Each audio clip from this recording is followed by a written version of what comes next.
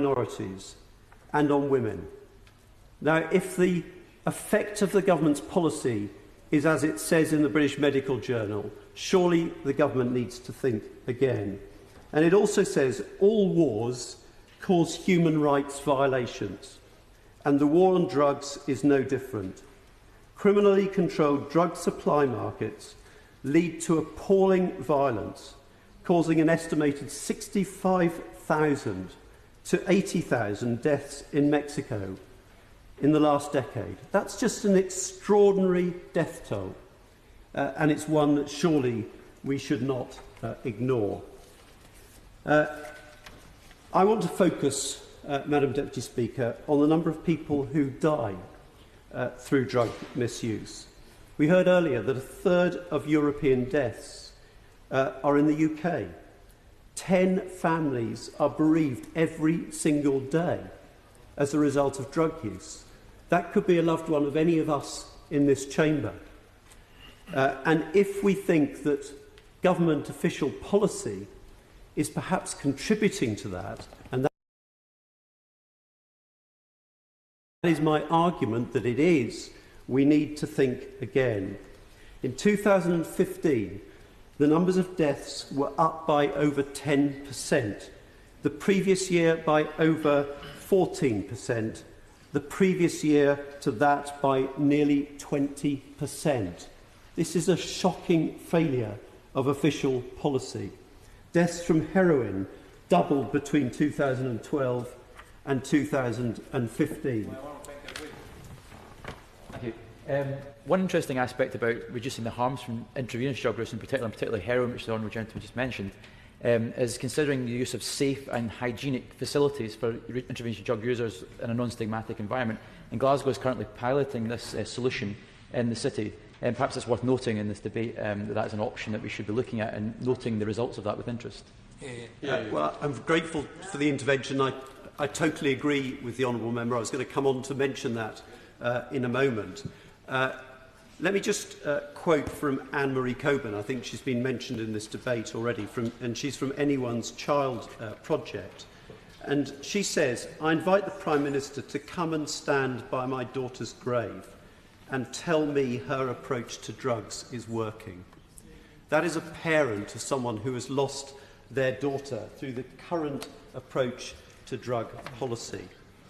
The claim in the strategy that this all relates, the increase in the number of deaths, all relates to a problem of ageing drug users, simply won't wash.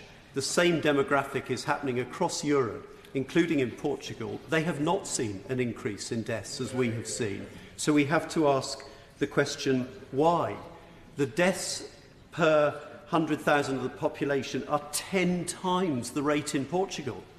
Now, I appreciated the Minister saying that she would listen carefully to what I said, and I hold her also in high regard. But when we have a death rate 10 times that of Portugal, and they have chosen to take an approach which incidentally now commands cross-party support in Portugal from left to right, surely she should stop and listen and investigate further the approach that they're taking in Portugal, which has resulted in such a reduction in the number of deaths from drug use. 1,573 people died of heroin overdose in this country in 2015. That is shameful. In the past, people might have dismissed those people as being victims of their own stupidity. We can't accept that any longer, that sort of thinking. These are people. They're citizens of our country. They are losing their lives. They would not have died if they'd had access to the treatment rooms that the Honourable Member referred to. So why is it, when I understand that the UK Government is resistant to the project proposed in Glasgow, which has the opportunity to save lives? Surely this should be part of the strategy. The strategy doesn't even mention drug use rooms of this sort. Why on earth not, given that all of the evidence points towards reductions, significant reductions in deaths as a result? No one dies of an overdose when they take their drugs in safe rooms like that. So why are we moving to that? It's a disgrace, frankly, that we are not. The honourable member, isn't he overstating his case somewhat? Having visited quite a number of safe rooms across the world and having studied the academic research into them, isn't in fact an overstatement to suggest that nobody dies there, and that the question of safe injecting is one of the aspects of death. But as all the Dutch surveys demonstrate, the question of whether you come off injecting and come off heroin is the fundamental determinant on how long you're going to live if you've got an opiate addiction. I thank the honourable member for the intervention. The briefing from Transform says, and obviously if they have made a mistake I apologise, but they say no one has died from an overdose anywhere in the world ever in a supervised drug consumption room, which is what is being proposed. I will give way.